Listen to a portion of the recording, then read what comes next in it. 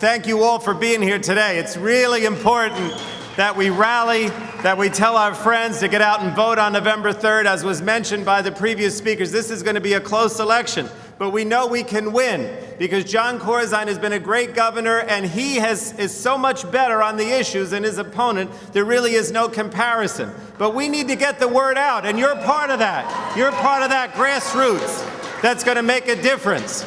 Now, I just want to talk about some of these differences because we have Joe Biden, our vice president, coming here at any moment. And the reason why Vice President Biden is here today is not only because he supports John Corzine's re-election, but because he wants to point out how what Obama and Biden and a Democratic Congress are doing in Washington needs the support and needs to work with a Democratic Governor, John Corzine, and a Democratic legislature here in the state of New Jersey.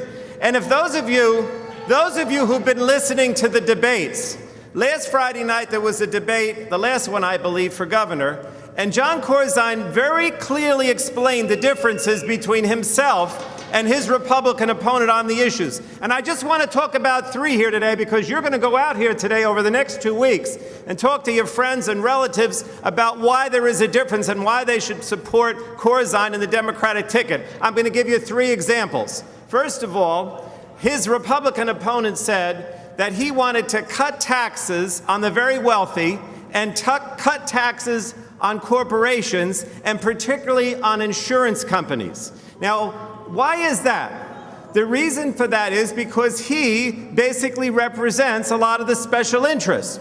Whereas Corzine, with the Democratic team, cares about you, the average working person, the average American and person in Middlesex County, and not about the special interests and the wealthy.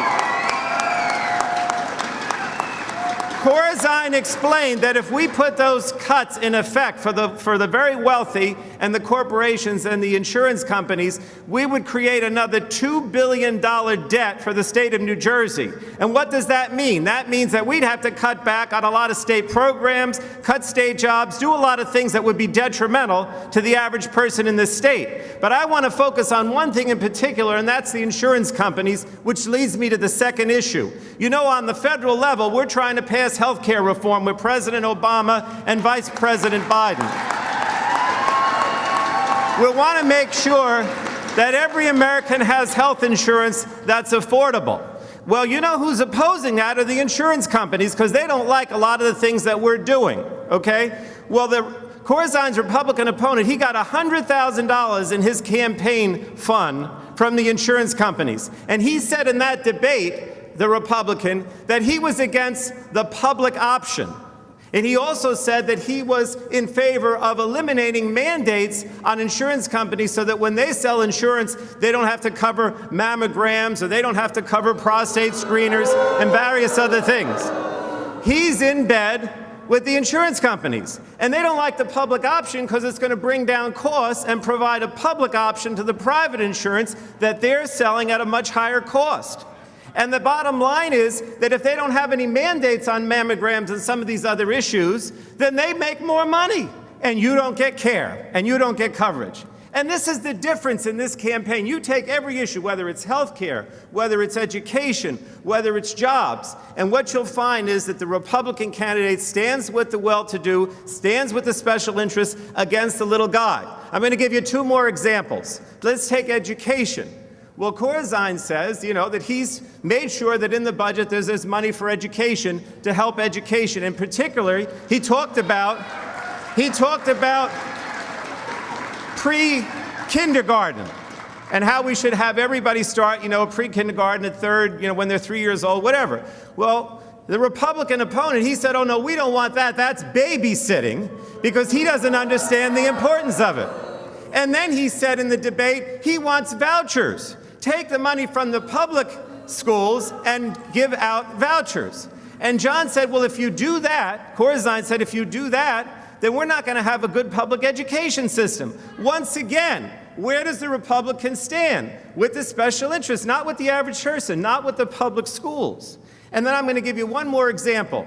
Carol and some of the other freeholders talked about the stimulus package that we passed on the federal level and how that's helping Middlesex County with its roads, with all the different things that she mentioned here today.